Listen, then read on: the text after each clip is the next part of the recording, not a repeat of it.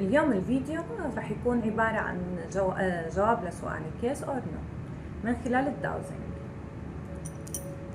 خلينا نستخدم الداوزنج بس نثبتها على الطاقة.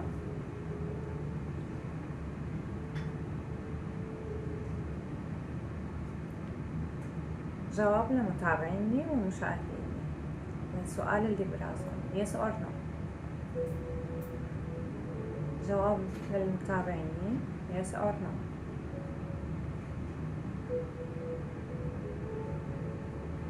جواب للمتابعين yes or no. هي بتاخد شوية وقت، ممكن تعطيهم yes or no للمتابعين أو المشاهدين. أي حدا شاف الفيديو هي جواب لسؤالك yes or no. ممكن تجاوب متابعيني yes or no.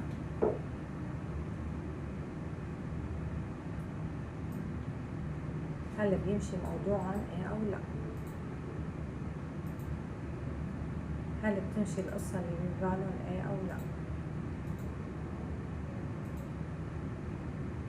هل بيمشي الموضوع اللي ببالهم ايه او لا؟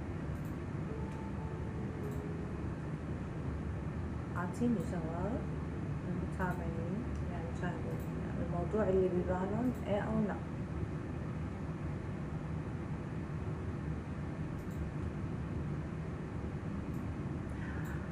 أعطاني إيه بس مو 100%، يعني أعطاكم إياه 60%. أتمنى تكون استمتعتوا بهذا الفيديو القصير وهذا الداونزنج اللي ما بيعرفه بيعطيني جواب يس أو لا.